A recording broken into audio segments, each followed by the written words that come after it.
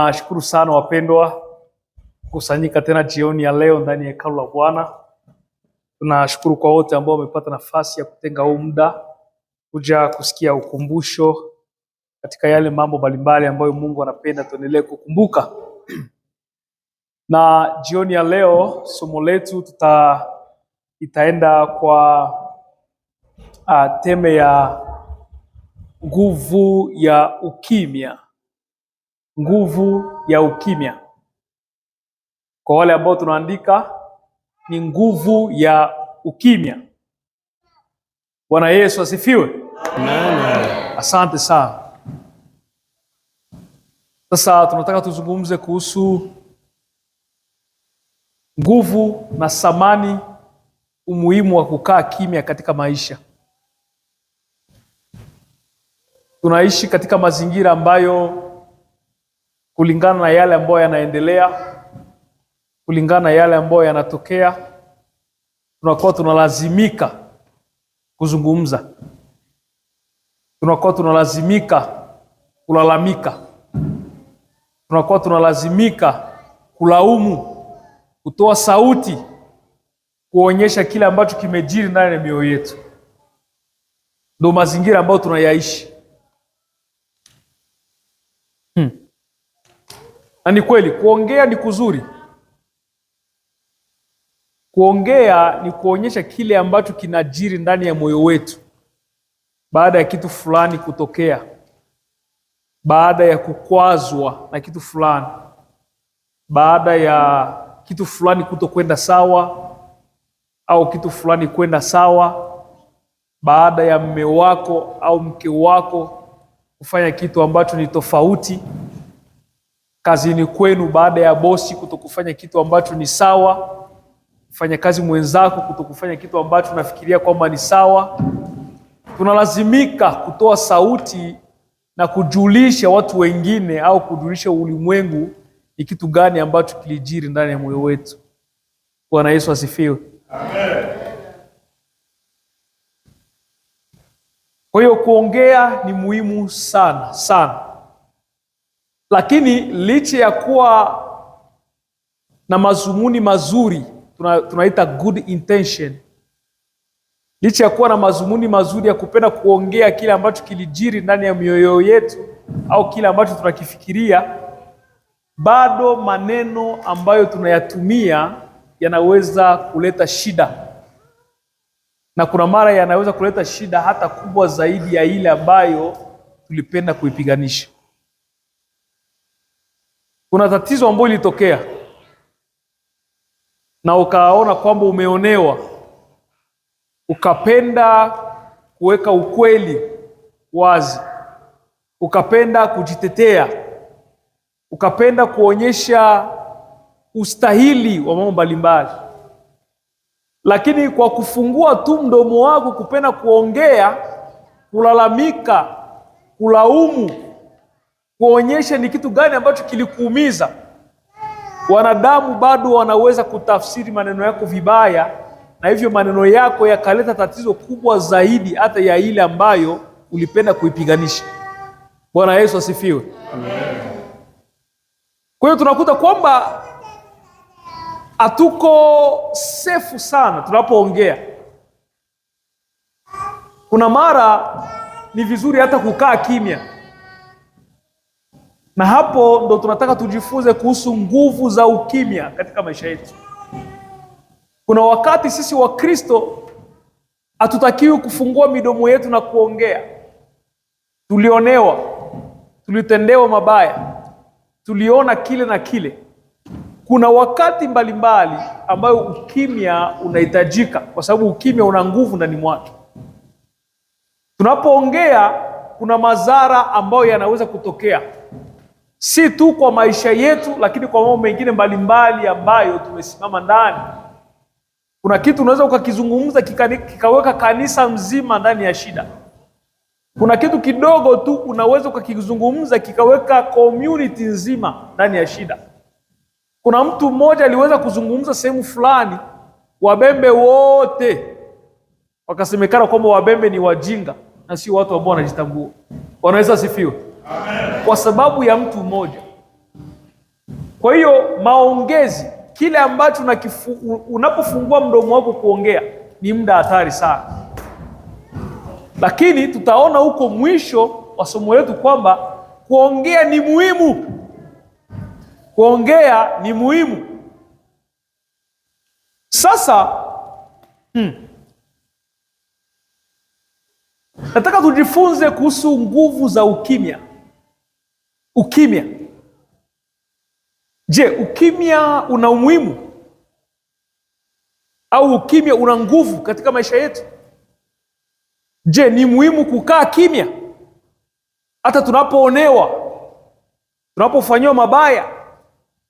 Je, ni muhimu kukaa kimya? Je, ni muhimu kuzungumza? Na ni wakati gani kuzungumza? Kwa nini tuzungumze wakati tunaonewa? Na ni wakati gani tuzungumze tunapoonewa? Hayo ni mambo mbalimbali ambayo tunajaribu kujifunza, na somo yetu ya leo haitaisha leo. Ni somo ndefu. Mambo yote haya hatuwezi kuyamaliza leo. Ni lazima tutachukua muda kidogo. Leo tunapata kidogo, kesho kidogo, hivyo na hivyo, na mpaka tutakapokwenda kumaliza somo yetu ya leo. Kwa hiyo somo yetu ya leo, kama unaandika, unaweza kuandika hapo, ni nguvu za ukimya. Nguvu za ukimya. Na ili kuona hatua ya kwanza ya nguvu za ukimya, napenda tusome Methali. Wale ambao wako tayari wanaweza kutusaidia. Yule ambaye yuko tayari anaweza kutusaidia kusoma Methali 17:28. Tunataka tujifunze kwa nini ukimya ni muhimu. Je, katika ukimya kuna nguvu? Methali 17:28. Yeyote aliye tayari anaweza kutusaidia kusoma. Nasoma. Ndio. 17:28.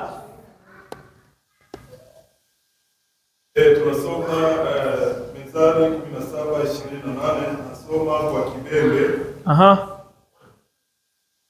27. Ndio. 17:28. Huyu anasema kibembe, mwingine wa Kiswahili ajiandae. Ndio. Mto wa ungujo nakonge nga aijana enyima na ikumba ake amwa aitolenganyirwa ale na malango na kulenga. Bwana Yesu asifiwe. Tunasikia Kiswahili. Hata mpumbavu akinyamaza huhesabiwa hekima. Akifumba midomo yake huhesabiwa ufahamu. Bwana Yesu asifiwe. Hata mpumbavu akinyamaza huhesabiwa kwamba ana hekima. Neno ngumu sana na muhimu sana. Neno hili linatuambia kwamba ukiwa kimya unaonekana kwamba una hekima. Ili kujua kwamba fulani mpumbavu, lazima afungue kwanza mdomo wake. Ndio maana watu wanasema kwamba wakati unapofungua mdomo wako unaambia ulimwengu wewe ni nani. Bwana Yesu asifiwe. Amen. Usifungue mdomo ovyo ovyo. Mnapokuwa ndani ya kikao cha familia, mnapokuwa ndani ya kikao cha community, popote unapokuwa kazini, popote, ujue kwamba unapofungua mdomo wako kuanza kuzungumza, unapenda kuambia watu wewe ni nani. Kwa sababu kila mtu ambaye anakaa kimya huonekana kwamba anajua, anatisha wengine, anaonekana kwamba ana hekima. Lakini hekima hiyo inatoka pale anapozungumza, kama mambo ambayo anazungumza hayaendani. Kwa hiyo hapo tunaweza kukuta kwamba ukimya, nguvu ya kwanza na umuhimu wa ukimya ni kwamba ukimya unahifadhi madhaifu yako. Ukimya unahifadhi madhaifu yako. Ukimya unakuweka kuwa mtu ambaye unastahili, kwa sababu watu hawajakusikia bado. Kila mtu bado anafikiria kwamba fulani, nafikiria atazungumza point fulani, ni mtu muhimu. Kwa nini hujazungumza? Sasa wakati unapofungua mdomo wako kuzungumza, ndo judgment ya kweli ndo inatoka kwa watu. Watu sasa wanaweza kutofautisha kwamba fulani ana hekima au fulani hana hekima. Kwa hiyo unapokuwa hujui kitu chochote, unashauriwa kwamba kukaa kimya. Hii itatusaidia nini katika maisha? Unaposikia kitu chochote kinazungumzwa ndani ya mada fulani, ndani ya familia, ndani ya kundi, na hauna ufahamu wowote kuhusu mambo ambayo yanazungumzwa, kaa zako kimya, kwa sababu ukimya unaficha yale ambayo huyajui. Watu wanashindwa kukujaji kwa sababu uko kimya. Unapofungua mdomo, hapo ndo unaji-expose kwa watu, kuwaambia wewe ni nani, wewe ni mjinga au wewe sio mjinga. Bwana Yesu asifiwe sana. Ukimya unaonyesha ustahili wetu, unaonyesha heshima yetu. Kuna watu wanakuheshimu leo kwa sababu uko kimya, hujawahi kuzungumza kuhusu kitu fulani. Ukizungumza watu wanaanza kusema kumbe fulani naye ndo anakuwa anafikiria kuhusu kitu fulani, ilikuwa sijui. Kumbe fulani iko member wa PPRD. Bwana Yesu asifiwe. Ukimya unaficha madhaifu yako. Unapokuwa ndani ya kundi, kama hujazungumza, watu wanakuogopa kwa sababu hujatoa kile ambacho kiko ndani mwako. Ukizungumza ndio watu wanaanza kuona wewe ni nani. Hicho ni kitu cha kwanza ambacho tunatakiwa kujua kuhusu ukimya. Tunaenda ndani ya maisha yetu ya kawaida, ndani ya nyumba yako, ndani ya ndoa yako, kazini kwenu, hapa kanisani na popote pale. Unapokuwa kimya, watu hawajui ni nini unakifikiria kiundani. Watu wanakuwa na ugumu wa kujua ni nini ambacho kinajiri ndani mwako na ni nini unachokifikiria mara kwa mara. Unapofungua mdomo wako, hapo sasa ndio tunajua kama wewe unataka kusema kitu gani. Na kitu kingine ambacho tunajifunza ni kwamba hata wapumbavu wanafikiriwa kwamba wana hekima mpaka pale wanapozungumza. Hata wapumbavu wanafikiriwa kwamba wana hekima mpaka pale wanapozungumza. Ndio unajua kumbe huyu jamaa hana hekima kama tulivyofikiria, kumbe ni mpumbavu. Kwa sababu maneno ambayo unayasema yana identity yako, yana utambulisho wako. Ndio maana mtu mmoja leo kusema kwamba kitu muhimu sio kuzungumza.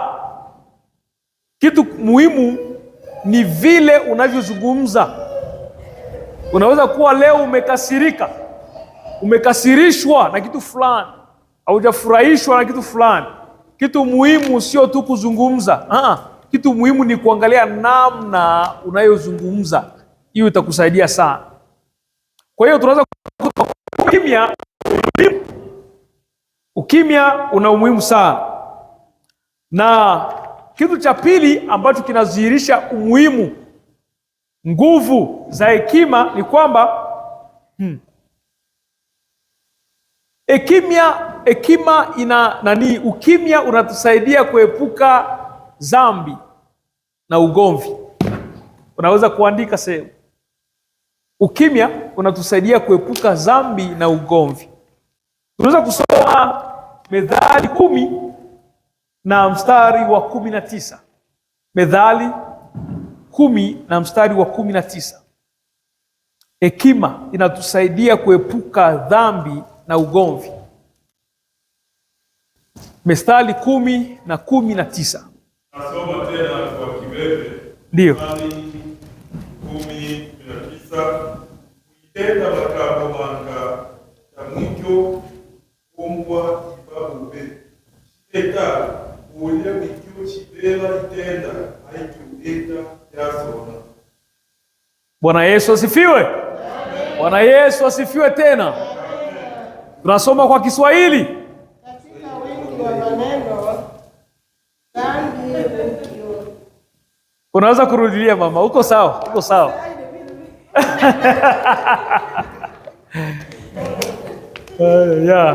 Ndio. Tusome katika wingi wa maneno dhambi huikosekana. Ndio. Lakini yeye ambaye huzuia Ndio. ulimi wake ni mwenye Bwana Yesu asifiwe. Naona Kiswahili vya Biblia. Mzee na wewe soma, na wewe soma, na wewe soma. Ndio. Katika wingi wa maneno hapakosi kuwa na maovu. Ndio. Bali yeye azuiaye midomo yake ndio Bwana Yesu asifiwe. Bwana Yesu asifiwe sana. Kusoma neno moja. Okay. Ndio. Sijui kama watu wanafuata, nikikosea mnafuata. Ndio. Soma. Aha. Wikyo chibela itenda aityoenda bokoso e. Bwana Yesu asifiwe. Asante sana. Tunataka kusema nini? Ndio maana nakuambia kwamba unapozungumza sana lazima utakosea. Lazima utasema ambayo haukutakiwa kusema. Unatakiwa kujifunza kuwa unazungumza maneno machache. Pangilia ambacho unataka kusema. Kwa nini? Ukisema sana, Biblia inasema kwamba yule ambaye anazungumza sana mara nyingi anasema mabaya. Kwa sababu umesema sana. Ndio maana nakuambia kwamba ukichukua muda mrefu wakati unazungumza, mara nyingi unaweza kwenda kuangukia kuanza kusema mambo ambayo haukutakiwa kuyazungumza. Hii inataka kutuambia kwamba unapoongea maneno ambayo haukupangilia kuyaongea, unapoongelea maneno ambayo haukuyapanga vizuri, ukweli ni kwamba unaweza kuwachukiza wengine. Ukweli ni kwamba unaweza ukamchukiza hata Mwenyezi Mungu katika maneno ambayo unazungumza ovyo ovyo. Hii inaturudisha kwenye swala la kusema kwamba kabla ya kufungua mdomo wako kuzungumza, Mkristo unaonisikiliza, Bwana Yesu asifiwe. Amen. Hakikisha kwamba unachuja mara mbili, mara tatu maneno ambayo unataka kuyazungumza. Unataka kuzungumza na mume wako, amekuchukiza, ni kweli. Unataka kuzungumza na mke wako, amekuchukiza, ni kweli. Pasta amekuchukiza. Bosi kazini amekuchukiza.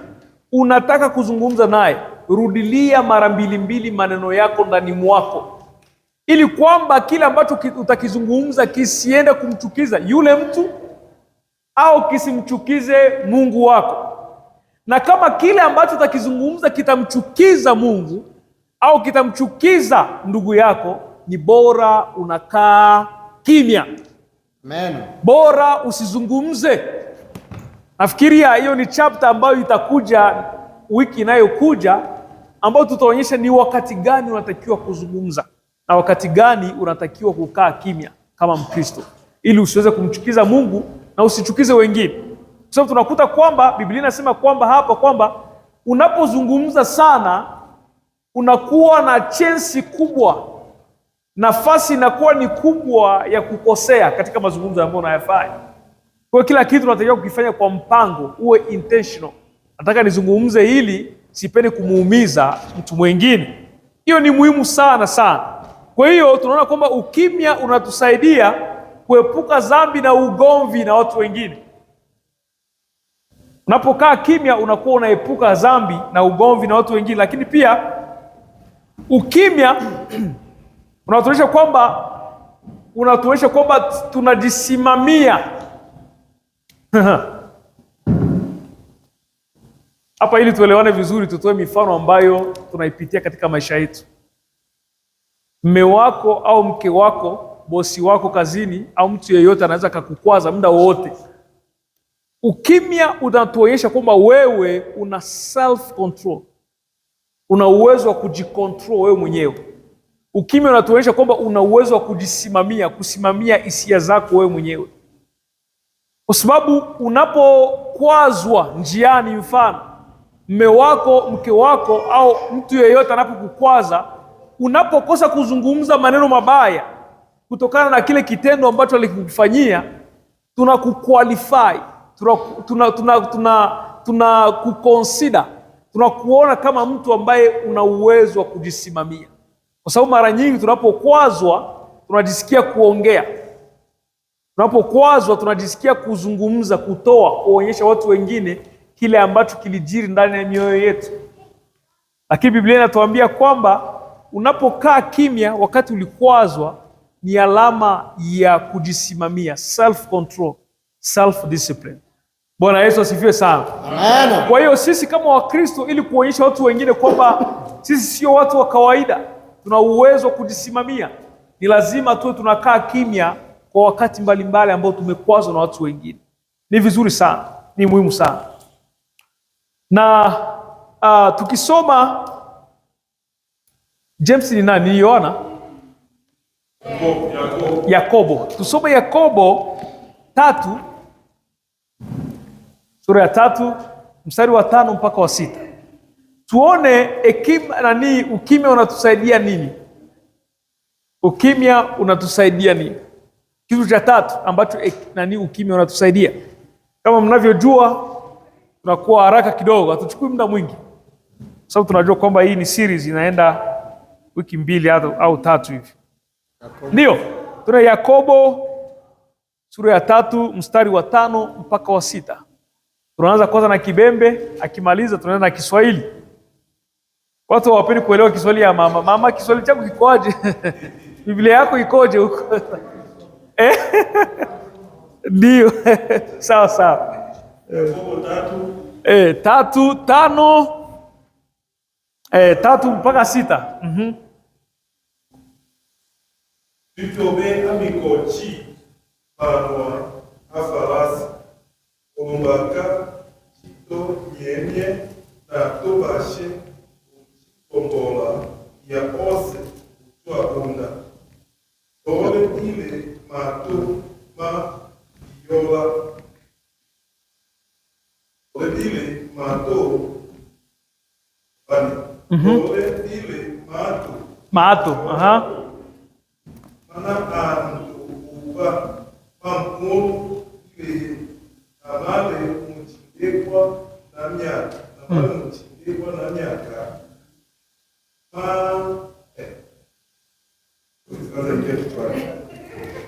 maike ukalolwa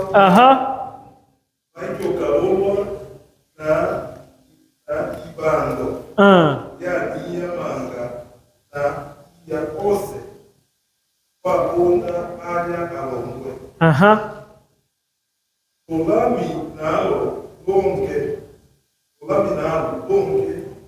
ile tambo ya nia. Eta kuimona manga. Moja tu kuharibu ndoa yako yote. Inaomba neno moja tu kuharibu mahusiano yako yote. Na inaomba neno moja tu kuharibu future yako yote. Hapa tunaanza kuona nguvu ya hekima. Kwa hiyo yule ambaye anashika ulimi wake usiweze nguvu ya ukimya. Yule ambaye anashika ulimi wake asiweze kuzungumza, ameepusha mambo mengi sana ambayo yangeweza kutokea. Na ndio maana kuna watu ambao wanatuchokonoa ili wasikie ni nini tutazungumza.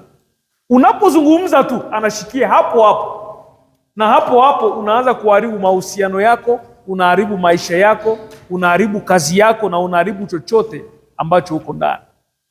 Kwa hiyo wapendwa, unapokuwa na uwezo wa kumiliki ulimi wako, sisi wanadamu tunakuqualify kwamba wewe ni mtu ambaye unajielewa na unajitambua na una uwezo wa kujisimamia, na kwa kweli utakuwa na uwezo wa kuepuka madhara, makosa, mambo mengi mabaya ambayo yangeweza kutokea katika maisha yako katika engo mbalimbali. Ikisema engo mbalimbali, ni kanisani, ni kazini, ndani ya familia yenu, ndani ya ndoa yako, na ndani ya maisha yako binafsi na watu wengine wengi. Kwa tujifunze kukaa kimya. Katika ukimya wetu kuna nguvu fulani ambazo zimejificha ndani. Bwana Yesu asifiwe sana. Amen. Hicho ndo ambacho tunataka kukifunzwa, kitu cha 3 kikubwa katika nguvu ya ukimya ndani ya maisha yetu. Kwa hiyo Mungu anataka kutuonyesha kwamba sisi ambao ni Wakristo hatutaki kuwa watu wa kubwatuka ovyo ovyo, kuongea ovyo ovyo. No, sio kila kitu ambacho kinahitaji wewe uongee. Kuna mambo mengine yanahitaji ukimya wako, na hiyo itakuwa ni muhimu sana. Lakini pia kitu cha 4 ambacho kinadhihirisha nguvu na umuhimu wa ukimya ni kwamba ukimya ni alama ya kuwa unategemea uwepo wa Mungu katika maisha yako. Ukimya ni alama kwamba unategemea uwepo wa Mungu katika maisha yako. Na ili kuelewa hili, nitaomba tusome Zaburi Zaburi ya 46 na mstari wake wa 10. Zaburi ndio psome, right? Psome. Ndio. Ninapokuwa naandaa mara nyingi natumia lugha ya Kifaransa, hivyo inakuwa inanichanganya. Kujua psome ndo nani, Zaburi ndo nani, na inachanganya kidogo. Lakini nafikiri Zaburi ni psome. Psome. Zaburi 46 mstari wa 10. Napenda tusome Zaburi ya 46 mstari wa 10. Sasa tunasema kwamba ukimya ni alama kuwa wewe unategemea uwepo wa Mungu katika maisha yako.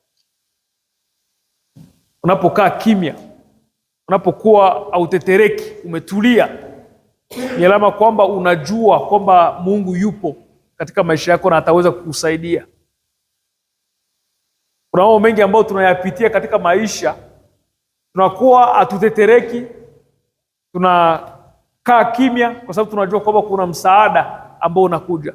Mungu yupo na atasaidia. Hata kama haya ni makubwa kama yalivyo yanavyoonekana, Mungu tu atafanya kitu fulani. Yule ambaye yuko tayari anakutusaidia.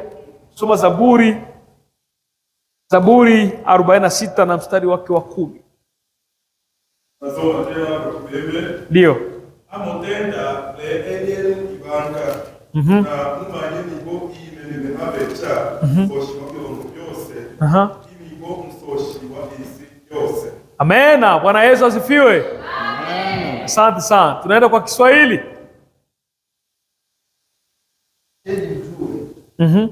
Kwa mimi ni Mungu. Takuzwa katika mataifa. Ndio. Takuzwa katika. Amen. Bwana Yesu asifiwe. Amen. Mtu mmoja siku moja alitupwa ndani ya park, huku wanaita ni parke? Hapana, wanaita zoo. Sisi kwa tunaita park. Park ni sehemu ambayo wanahifadhi wanyama. Hapa kwa wanaita zoo. Sasa alipokuwa ndani ya ile zoo, ndani ya park,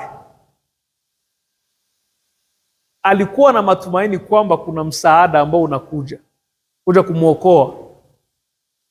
Aliposikia kwamba kuna msaada ambao unakuja kumwokoa ndani ya park au ndani ya zoo, ambao kuna masimba, kuna chui na wanyama wengine wakali, yule bwana alikuwa pale ametulia. Kwa sababu nini? Anajua kwamba kuna msaada ambao unakuja. Bwana Yesu asifiwe. Amen. Alikuwa kimya, ametulia. Tunasema alikuwa tranquile, hana wasiwasi. Kwa nini? Anajua kuna msaada ambao unakuja kumsaidia.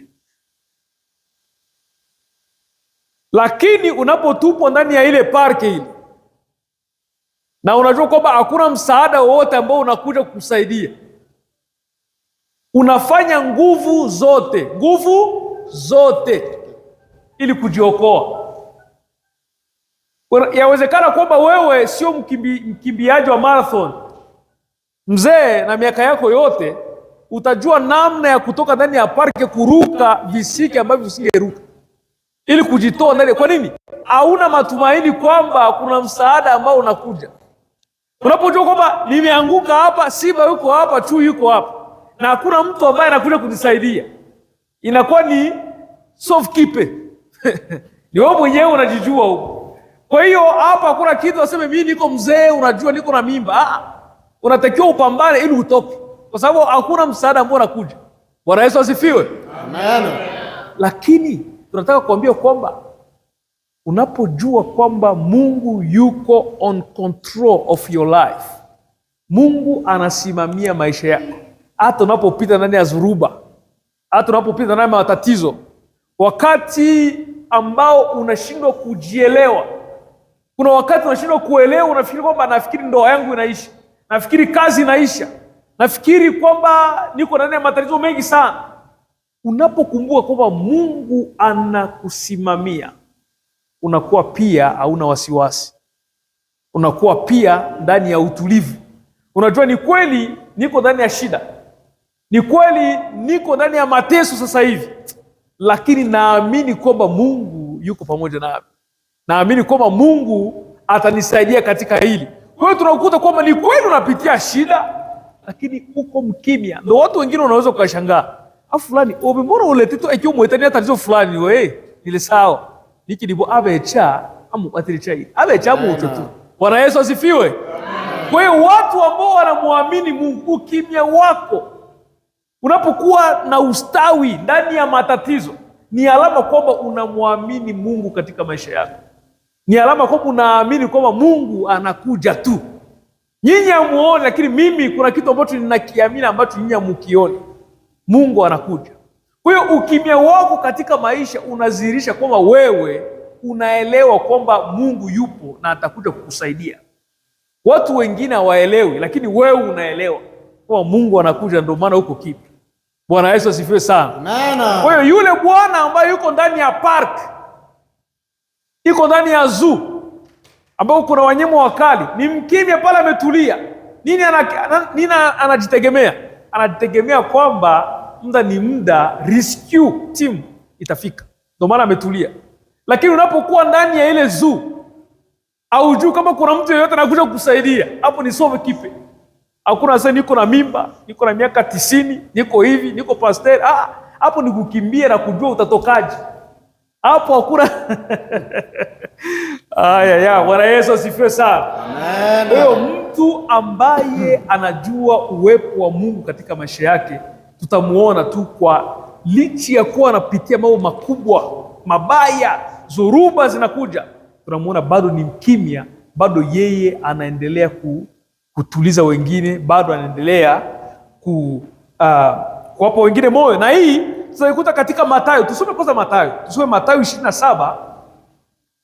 Mathayo 27. Mathayo 27 12 mpaka 14.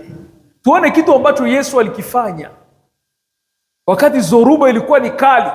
Alikuja kutuliza watu, asema mtulie, mtulie, kaeni kimya, kaeni kimya. Kwa nini? Yesu alikuwa na matumaini kwamba kuna msaada ambao unakuja. Yesu alikuwa na matumaini kwamba sio kama mnavyofikiria, msaada upo, unakuja. Tusome Mathayo. Tusome Mathayo tuone kisa anatuambia pale. 27 12 14. 27 12 mpaka 14. Ndio. Lakini aliposhtakiwa na wakuu wa makuhani, hakujibu hata neno. Bwana Yesu asifiwe. Ina maana alikaa kimya. Ndipo Pilato akamwambia, usikii ni mambo mangapi wanayokushuhudia? Asimjibu hata neno moja, hata liwali akastaajabu. Bwana Yesu asifiwe. Amen. Alijua ni nini kinakuja baada, ndio maana hakujibu hata neno. Unajua, mtu ukishatambua uwezo ambao unao, ukishatambua nguvu ambazo unazo, ndio maana mara nyingi unapokuwa unazungumza na mtu unamwona anakaa kimya sana, mara nyingi unakuwa unamsikia uoga. Ndio maana nakuambia kwamba mtu wa hatari zaidi ndani ya chumba ambacho umefunguliwa ndani ni mtu ambaye yuko kimya, ambaye hajazungumza, ambaye hajafungua mdomo wake kutoa ambacho kiko ndani ya moyo wake. Huyo ndio mtu hatari zaidi, kwa sababu hujui nguvu au hujui maneno, hujui kile ambacho amekishikilia katika ukimya wake. Kwa hiyo Yesu Kristo alikaa kimya, na hiyo iliwapa wasiwasi watu wote ambao walikuwa pale.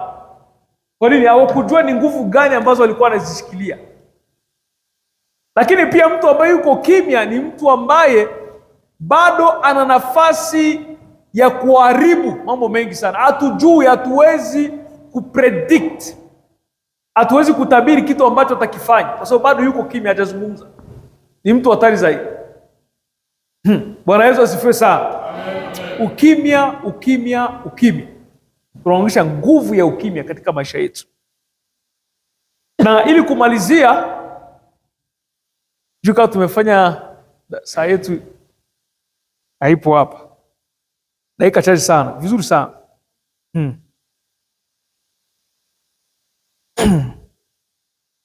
Kitu kingine, kitu cha sita, kitu cha tano ni kwamba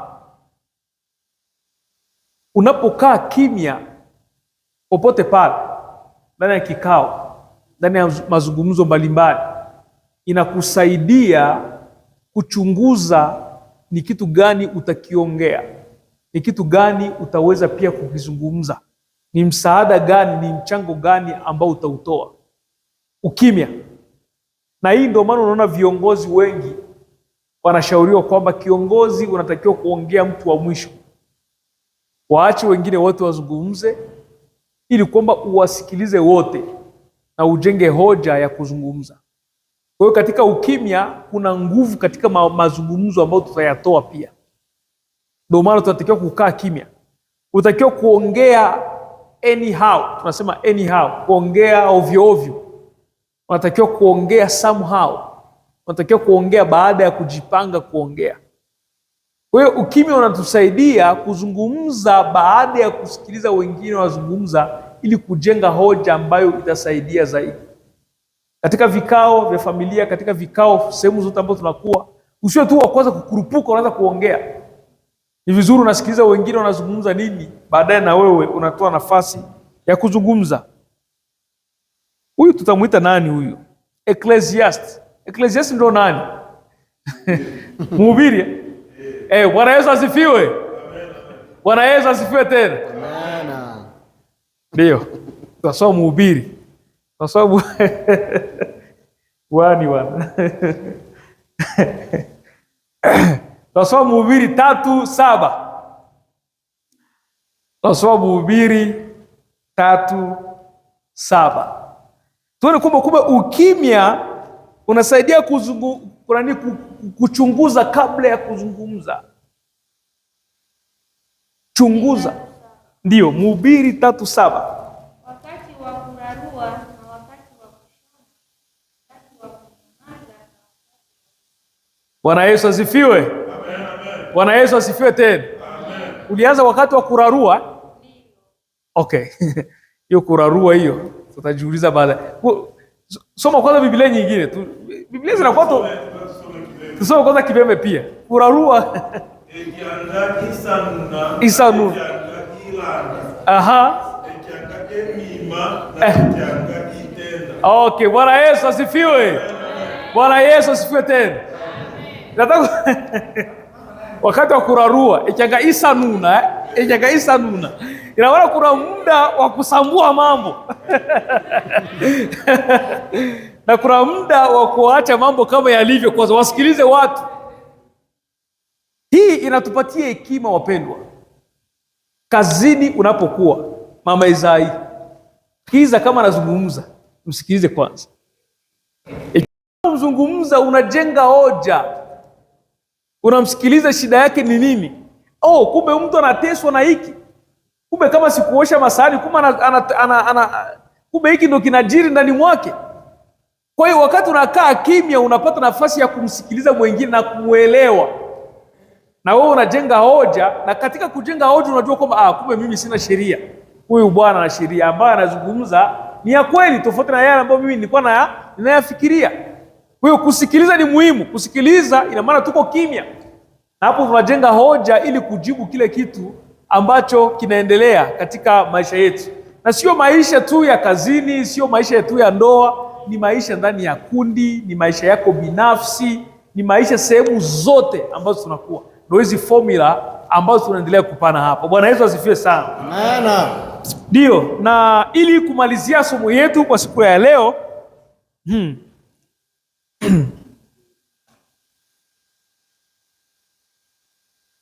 nataka nizungumze kwamba ukimya ni njia ya kujizuia kuzungumza ili kujiandaa kuzungumza. Bwana Yesu asifiwe. Amen. Napenda mnielewe kwa hili, litawasaidia sana. Ukimya ni njia ambayo inakusaidia kusikiliza au kukaa kimya ili kusikiliza, ili kujiandaa pia wakati utakapozungumza. Kwa maneno mengine, utakiwa kuropoka. Ukisikia mtu anaropoka, ina maana anazungumza bila kusikiliza ambacho wengine wanakizungumza. Ni mtu ambaye anaenda hors sujet kila mara. Tunazungumza hiki, yeye anakuja ndani ya hai.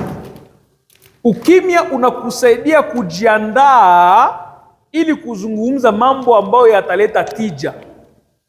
Ndio maana mtu anapokuambia nisikilize, msikilize kwanza. Wanaume, wanawake wengi, watu wengi leo wana hii shida. Unaweza kuwa unazungumza naye, yeye yuko ku Instagram, anasema niko nakusikiliza, wewe zungumza tu, na yuko anapitia picha moja moja kule, akupi attention yoyote. Unaambia bwana, sikiliza kwanza, wewe niko nazungumza. Asa niko nasikiliza, yuko ku Instagram, uko nafikiria sema anazungumza. Sasa anavyokuja kujibu na venye ulisema mambo mawili tofauti. Bwana Yesu asifiwe. Ukimya maana yake ni kwamba unajiandaa kuzungumza. Kwa hiyo unasikiliza kwanza ili uzungumze mambo ambayo yanayoweka tija, yanaendana na yale mambo ambayo mnayazungumza. Ndio maana ya ukimya. Ndio maana kuna mume au mke anakuambia bwana, weka kwanza simu chini tuzungumze. Kwa sababu unajua ukiwa unaangalia simu hutanisikiliza vizuri mama Vita. Kwa hiyo nisikilize kwanza. Bwana Yesu asifiwe sana. Asante sana wapendwa. Wiki inayokuja tunakuja sasa kuzungumza ni muda gani unatakiwa kuzungumza. Tunaona kwamba kuna nguvu katika ukimya. Kaa kimya. Lakini kuna muda ambao unatakiwa kuzungumza. Kwa sababu tunasema kwamba hekima ni nini? Hekima haitokani na kukaa kimya. Nisikilize. Hekima haitokani na kukaa kimya. Hekima inatokana na kuzungumza ili kuleta mambo ambayo yatasaidia. Lakini utazungumza kwa hekima baada ya kusikiliza. Ina maana baada ya kukaa kimya. Bwana Yesu asifiwe. Amen. Bwana Yesu asifiwe. Amen. Utazungumza kwa hekima baada ya kukaa kimya na kuchunguza, ili kwamba kile ambacho utakizungumza kiwe ambacho kinaleta majawabu, kinaleta solution katika maisha au katika kile kitu ambacho mnakifanya. Ndio kuzungumza kwa hekima. Kwa hiyo ukimya, mpendwa, nataka nikukumbushe katika kriteria za mtu ambaye ana hekima. Ukimya haupo. Ukimya haukuagi. Mimi nasikitika leo, ukimya haukuagi ndani ya kriteria ya watu ambao wana hekima. Kitu ambacho kinakuaga ndani ya kriteria ya hekima ni kuzungumza. Lakini kitu ambacho nataka nikukumbushe kwamba ni mtu ambaye alizungumza baada ya kukaa kimya. Na maana baada ya kusikiliza na kuoji, kuelewa kile ambacho kinaendelea, na yeye anaamua kufungua mdomo wake sasa ili kuleta majibu sahihi na muhimu ambayo yatasaidia katika yale mambo ambayo alisikiliza wakati alikuwa kimya. Na kitu kingine ambacho nataka nikukumbushe ni kwamba kitu muhimu sio kuzungumza, Mama Izai. Kitu muhimu, unazungumza namna gani? Mume wako yawezekana alikosea. Okay, alikosea, unataka uzungumze naye. Utazungumza namna gani? Utamkosoa namna gani? Utamshauri namna gani? Hiyo ndio shida kubwa. Kwa hiyo mtu anaweza kuzungumza kwa kulalamika, kufoka, ni kuzungumza bado. Lakini haiwezekana kwamba sio njia nzuri ya kuzungumza. Bwana Yesu asifiwe. Amen. Wiki inayokuja tutaona mambo mengine mazuri sana. Ni wakati gani unatakiwa kuzungumza sasa? Na ni wakati gani unatakiwa kukaa kimya usizungumze? Kwa sababu yawezekana ukizungumza utaleta matatizo makubwa zaidi ya yale ambayo ulipenda kuyapiganisha. Unapozungumza vibaya unaleta matatizo makubwa zaidi ya yale ambayo ulipenda kuyapiganisha. Asante sana na Mungu azidi kuwabariki sana. Amen. Amen.